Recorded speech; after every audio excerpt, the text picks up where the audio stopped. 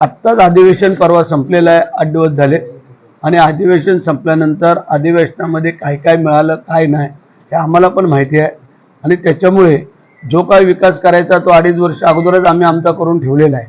कारण आपल्या मतदारसंघामध्ये किंवा रायगडमध्ये रेकॉर्ड ब्रेक विकास आम्ही केलेला आहे, म्हणून रेकॉर्ड ब्रेक लोकांनी आम्हाला निवडून दिलेलं आहे. आणि जे काय आता छोटे मोठे कामं आहेत किंवा काय लाडक्या बहिणींना सांभाळत आम्ही राहिलेला विकास करणार आहोत. त्यामुळे आमचा जो काही निधी आहे तो कोण थांबवणार नाही.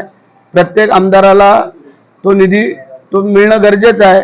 मग आमदार फंड असेल, डिप्युटीचा फंड असेल किंवा इतर 25-15चा हेड असेल, इतर काय समाज कल्याणचा निधी किंवा इतर काय बाबी असतील ते आमचं कोण रोखू शकत नाही आहे.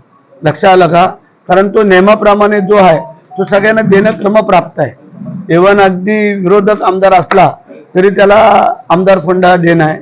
डिप्युटीचा काय फंड द्यावा लागतो, डोंगरीचा असेल, इतर काय बाबी हे आपल्याला कराव्याच लागतात. त्यामुळे असं कोणी काही समजू नये की आम्हाला डावलून काय होतंय, असं होणार नाही. लक्षात आलं का? देश विदेशातील प्रत्येक घडामोडींचे लाईव्ह अपडेट मिळवण्यासाठी आता साम टीव्हीच्या सर्व सोशल मीडिया प्लॅटफॉर्मला लाईक, फॉलो आणि सबस्क्राईब करा. तसंच सर्व नोटिफिकेशनसाठी बेल आयकॉन प्रेस करायला विसरू नका.